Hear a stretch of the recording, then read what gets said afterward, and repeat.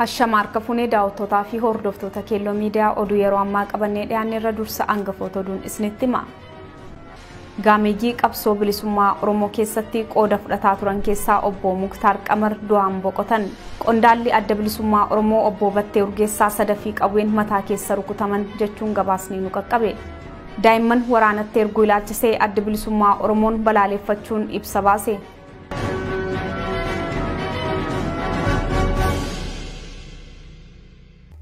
Daawwattoota keenya gara bal'ina oduuttan isin dabarsaa oduu kan isinitti himu Anmooneet Badhaasaati. Gaameeyyii qabsoo bilisummaa Oromoo keessatti qooda fudhataa turan keessaa obbo Muktaar Qamar du'aan boqotan. Qabsaa'ota Oromoo keessaa tokko kan ta'an obbo Muktaar Qamar addunyaa kanarraa du'aan boqotan. Obbo Muktaar Qamar Muhammad Harargee dhiyaa naannoo Hirnaatti kan dhalatan dargaggummaatti barnoota Yuunivarsiitii Finfinnee Haayila Sillaasee yeroo sidhiisuun qabsoo hidhannoo Elemuu Qilxuufaan durfamutti makamuun isaanii eera. Seenaan isaanii wayitaa qabsoon bilisummaa Oromoo ABO'n durfamu biqilee sanatti gaameessi Oromoo kun lafaa fi namoota quunnamuurra ture waan beekuuf akka qoricha fiduuf Finfinneetti ergaman jedha. Yeroo bobbaarraa gara jaallan isee deemetti deebi'u isaan lola mudate irratti wareegamuu galamsootti dhagee uummanni dhoksanii akka achi fagaatu haalaan jeessanii fi biyya alaatti kan ba'e giddugaleessa baha Awurooppaa fi Afrikaa keessa jijjiiree jiraachaa qabsaa'otaa fi sabboontoota Oromoo wajjin hariiroo qabaachuun qabsoo bilisummaa Oromoorraa hirmaachaa jiraate. Waggoottan torban dabreen Ugaandaa Kaampaalaa jiraataa kan turan jaarma hawaasa Oromoo biyya sanii fi baqattoota Oromoo gargaaruun Oromoo biratti jaalalaa fi galata guddaa argachuun gurmeessuu fi gorsuu duwwaa utuu hin ta'in walitti qabuun seenaa afaan Oromoo fi kan Ingilizii baqattoota Oromoo barsiisaa turan. ABO wajjin waliigaltee fi walhubannoo gaariin hojjetaa fi jiraataa kan turan dhukkuba yeroo gabaabduu booda dheengadda gaafa 22 bara 2021 manuma keessa jiraatan keessatti Kaampaalaatti boqochuun dhagahame. Waan eeggannoo barbaachisu godhaa turanii fi irraa dandamatan yoo ga'e malee dhukkuboota sukkaaraaf dhiibbaa dhiigaa qabaachaa kan turan hospitaalli erga boqotee qaama isaa qoratee dhukkuba baraa kana COVID-19 irraa bilisa akka turanii fi dhiigni sammuu keessatti dhangala'u hakiimoonni himuun sababaa eeggannaa COVID-19 sochiin dhorkaa ta'us gargaarsa mootummaatiin kaleessa gaafa 23 bara 2021 Kaampaalaa bakka awwaalcha beekamaa Naakawaa jedhamutti kabajaan awwaalamanii jiru. Obbo Muktaar Qamar Muhammad ijoollee dhiiraa 3 kanneen baratanii fi gurguddatan kan qaban yoo ta'u gaafa guyyaa 22 bara 2021 addunyaa kanarraa boqotanii jiru. Keelloo miidiyaan maatii isaanii jaallan qabsoof waa'illan uummata Oromoo guutummaaf jajjabina hawwaa boolla isaanii daadhiin haa guutuu jedha. Qondaalli adda bilisummaa Oromoo obbo Battee Urgeessaa sadaffii qawween mataa keessa rukutaman jechuun gabaasni nu qaqqabe. Qondaalli adda bilisummaa Oromoo obbo Battee Urgeessaa reebicha ulfaataa mana hidhaatti irra ga'uun hedduu miidhamee jira jedhan odeessa keelloo miidiyaan argateen Battee Urgeessaa sadaffii qawween rukutamee miidhamni hedduun irra ga'uusaatu himama. Qondaalli ABO kun dhibee sukkaaraallee miidhamaa akka jiran kan nuuf himame. Qaamoleen mootummaa reebicha ulfaataa irraan ga'aa jiraachuu nuuf gabaasanii jiru. Koloneel Gammachuu Ayyaanaa hedduu dhukkubni mana hidhaa keessatti akka isaan rakkisaa jirutu himama. Miseensonni adda bilisummaa Oromoo hedduun mana hidhaa jiranii dhibee adda addaan rakkataa jiraachuu odeessa arganneen mirkaneeffanne. Dargaggoo addunyaa keessoo gaameeyyii dargaggoota Oromoo miseensa adda bilisummaa Oromoo ta'anii hidhaman keessaa tokko. Innis miidhaa ulfaataaf saaxilamuun dhibee kaleef saaxilamee rakkataa akka jiru nu gabaasanii jiru. Lammaa Magarsaa leenjifamaa akka barbaadanitti ergachuuf ergamuufis danda'udha. Waliigalteen waraana bilisummaa Oromoo hin dabalanne galmanii gaa qophii jedhu irratti Dr. Rundaasaa Sheetee yaada kennan. Turtii kana gaazexessaa Keelloo Fiqiruu Masfiin Gaarii waliin kaleessa taasisan gaameessi Oromoo kun diinummaa Lammaa Magarsaa xiyyeeffannoon ibsanii jiru. Haala siyaasa Itoophiyaa keessaa kan darbeef kan ammaa keessa jiru irratti cimnaan kan dubbatan Dr. Rundaasaan biyyattii keessatti filannoon haqaa godhamee filannoo sobaa isaa akka ammaa hin taane furmaata jedhamaa turus dubbatan. Haala siyaasa biyyattii kan biyyoota biroo waliin wal cina kan qaban hayyuun kun gaagaama waraanaan Itoophiyaan keessa deemaa jirturlee dubbatanii jiru. Gogaadhuma keenya nurraa bitanii kopheerraa oomishanii nutti deebisuu dabalatee biyya Itoophiyaa biyyoota dhiyaa hedduu barbaachifti jechuun fedhii isaaniif biyyoonni Awurooppaa fi Ameerikaa akka Itoophiyaa adamsan dubbatu. Lammaan leenjifamaa akka barbaadanitti ergachuuf ergamuu danda'udha. Biyyattii keessatti warra akka Lammaa ergaman akkanaachi kaa'atanii yeroof tursuu barbaadu biyyoonni dhiyaa jedha hayyuun kun. Haasaa isaanii waboon Oromiyaa bakka maratti dagaagee jira kan jedhan Lammaan basaasummaaf nama oolmaa guddaa nu ooleedha jechuun abbaan duulaa galateeffachaa turuusaa quba qabdaa. Basaasummaan Oromoo Sakaaluu keessatti impaayera Itoophiyaa biratti marartee nama qabu ta'us dubbatan. Lammaa Magarsaa wayitaa lixa Oromiyaa helikopteraan rukutamillee gad ba'ee nama uummataaf dubbatee hin beeknedha jechuun Lammaanis akkam Abiyyi sanaaf farra Lammaan gamnummaa isaa akka Abiyyi gad ba'ee hin dubbanne malee farra Oromoonis hin amanu jechuun Dr. Rundaasaan dubbatanii jiru. tarkaanfii fudhataa jiruun waraanni bilisummaa Oromoo hidhamaa siyaasaa hiiksisaa jira. Fincila Oromiyaa keessatti jabaatee jiruun hidhamaan siyaasaa hiikamaa jira. Humna qabsoo bilisummaa Oromoo sochii isaa dagaagsuun hidhamtoota siyaasaa mana hidhaa cabsuun hidhaarraa baafataa kan jiru. Sochiin kun kibba Oromiyaa fi lixa Oromiyaa keessatti dagaagee adeemaa jira. Waraanni bilisummaa Oromoo tarkaanfii jibbaataa Oromiyaa keessaa diina qulqulleessuu jedhuun fudhataa jiruun injifannoo gurguddaa galmeessaa jira. Onaalee fi magaalaalee baadiyyaa Oromiyaa hedduu to'ataa akka jirus beeksise. Daa'imman waraanatti erguu ilaalchisee adda bilisummaa Oromoon balaaleffachuun ibsa baase.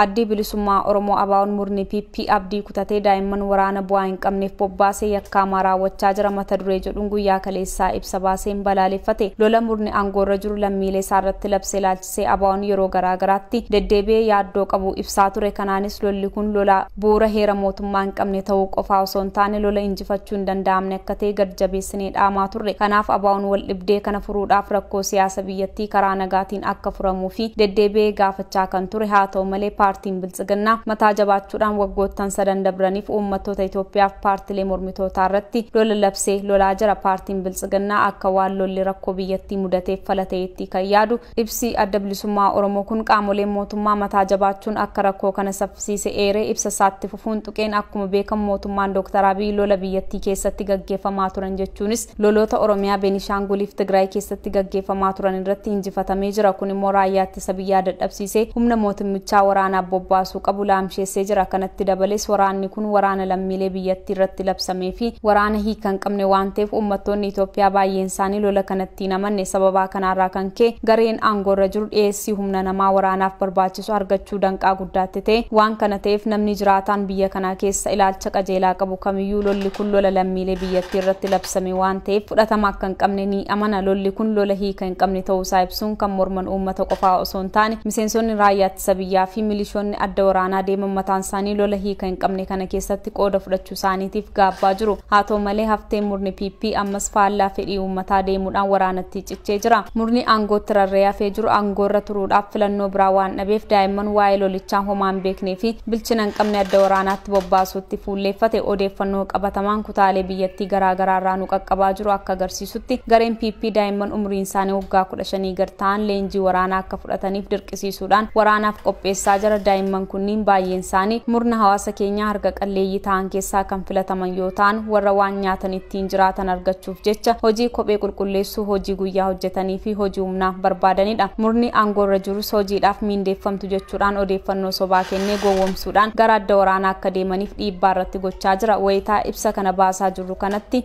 murni PP daandii fi mana namoota dhuunfaa dabalatee mana hidhaa Amboo, mana hidhaa Daalattii, Sulultaa fi Buraayyuu keessaa daa'imman humnaan gara adda waraanaatti guuraa jiru. Akkasumas odeeffannoo maddeen amanamoo ta'an irraa nu qaqqabe akka eerutti kutaalee biyyattii biroo keessatti haaluma wal fakkaatuun daa'imman dirqisiisuudhaan waraanaaf qawween dirqisiisanii bobbaasaa jiru kan jedhe adda bilisummaa Oromoon daa'imman umriin hin geenye dirree waraanaatti dirqamaan ergaa akka jiran saaxila. Daa'imman giddu galeessa Oromiyaa keessaa filataman kunneen yeroo ammaa kaampii kolleejjii Sandaafaatti argamu walitti qabamanii kan jiran yoo ta'an achirraas gara wiirtuulee leenjii waraanaatti bobbaafamu. Daa'imman kunneen erga kaampii leenjii waraanaa seenanii booda humnoota waraanaan waan eegamaniif miliquudhaaf carraa hin qaban. Daa'imman dirqisiisuudhaan waraanaaf bobbaasuun daba qofaa osoo hin taane faallaa seera biyyaalessaaf seera idil addunyaa ta'uusaa ABO'n gad-jabeessee akeekkachiisa. Fakkeenyaaf waliigalteen mirgoota daa'immanii 1989 fi tumaan mana murtii yakka idil addunyaa 2002 mootummaanis ta'e gareen mootummaan taane haala kamiyyuu keessatti daa'imman umriin isaanii waggaa 15 gad ta'e hidhachiisuu fi waraanaaf bobbaasuun ni dhorka. Akkasumas sarbamiinsa mirga lubbuun jiraachuuf haleellaawwan bifa biraadhaan isaan irra ga'u dabalatee daa'imman hawaasa keessatti saaxilamoo waan ta'aniif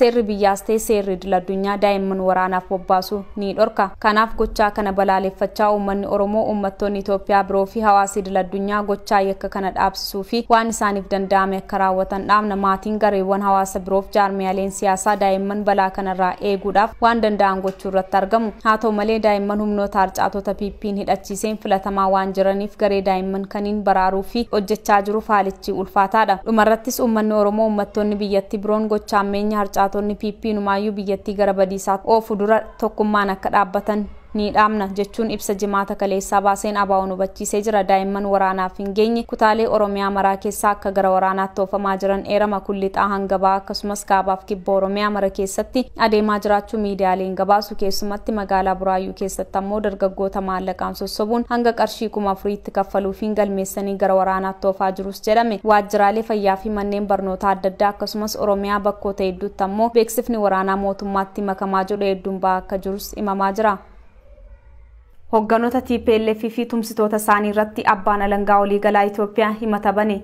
Abbaan alangaa federaalaa Itoophiyaa hogganoota TPLF Dr. Dabratsiyoon Gabra Mikaa'el akkasumas Geetaachoo Raddaa fi kaan irratti himata banuu isaa gabaafame. Gabaasa arganneen abbaan alangaa waliigalaa galmee Dr. Dabratsiyoon Gabra Mikaa'el jalatti Geetaachoo Raddaa dabalatee hoggantoota TPLF fi dhaabbilee garaagaraa isaan waliin hidhata qabu jedhu kanneen baay'een isaanii 62 ta'an irratti himata banee jira. Himanni abbaan alangaa waliigalaa bane kun miseensota koree hojii raawwachiiftuu TPLF kanneen aangoo olaanaa waa murteessuu qaban, miseensota kaabinee naannoo Tigraay fi miseensa koree giddugala naannichaaf dhaabbilee isaan tumsu jedhu irratti himata banuusaa beeksise. Isaan kana alatti himanni kan irratti baname haleellaa waraanaa raawwachuu keessaa qooda kan qaban dhaabbilee akka effort jedhamanii fi waayilantii TPLF jedhee kan yaadu akka ta'e himamee jira. Himanni kunis yakka lamarratti kan fuulleeffate yeroo ta'u seera yakka federaala Itoophiyaa keewwata 233 tumame cabsuu fi doorsisaaf humnatti gargaaramuun mootummaa federaalaa Itoophiyaarraa miidhaa geessisan jechuun kan baname yoo ta'u filannoo seeraan ala gaggeessan jechuun kan himata kanaanis morkattoota yookiin dhaabbilee siyaasaa mormituu filannoo TPLF gaggeessarraa qooda fudhatan akka dabalatu himame. Kana malees yakka shororkeessummaa himachuusaa beeksisuun manni murtiis beellama Adoolessa 26 bara 2013tti beellama qabachuun hoggantoota TPLF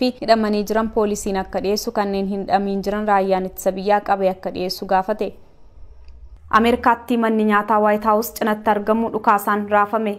Namni qawwee hidhatee mana nyaataa masaraa White House irraa kiiloomeetira 1.5 caalle duratti dhukaasa bane. Namoonni teessoo mana nyaataa sanaan alatti argamu irratti nyaataa turan rasaasa 20 dhukaafame jalaa dhokochuuf fiigaa turan. Namni ta'isan ijaan arge tokko akka himetti namtichi reestooraantii nyaataa Meeksikoo dhiyeessu kan marfata Loogaan jedhamu gubbaatti argamutti dhukaasa bane sun boodarra konkolaataan achii baqachuu himeera. Namoonni lama rasaasaan kan dha'aman wayitaa ta'u namoota rasaasaan rukutaman keessaa tokko irratti haleellichi qiyyaafatee akka ture poolisiin shakkuu himeera. Qawweedhaan haleellaa qaqqabsiisuun Waashingtan DC qofaatti otoo hin taane magaalota Ameerikaa baay'ee keessatti dabalaa jira. Yakkoonni humnaan raawwatan kaan garuu hir'ataa jiraachuutu eerama. Ragaan istaatiksii yakka Waashingtan DC akka agarsiisutti haleellaa qawween raawwatamu bara 2018 irraa kaasee waggaa waggaan dabalaa jiraachuu eera. Amma yoonaatti haleellaan 471 qawween raawwatame bara 2021 keessas gabaafameera. Bara darbee yeroo kan haleellaan 434 qaqqabuutu gabaafamee ture. Haa ta'u malee hokkorri qawween Waashingtanitti raawwatamu kutaa magaalichaa kan caalaa hiyyummaan jiru kibba ba'aa fi diistiriktii ba'aa magaalichaatti heddumata. Hoogganaan poolisii Roobert poolisoonni haleellaa kamisaal kan qaqqabe kanaaf sekoondii 5 keessatti deebii kennan jedha. Sababni isaa immoo poolisoonni duraanuu naannichatti haleellaa qaqqabe kan biraa qorataa turan jedhee jira. Yeroo dhukaasni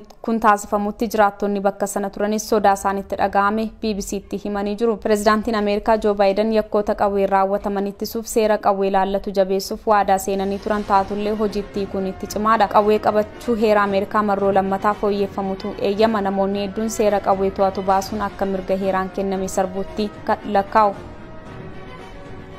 Daawwattoota fi hordoftoota Keelloo Miidiyaa oduu ammaaf qabanne kana gammaa ture. Qophiilee Keelloo afan waliin turtii gaarii.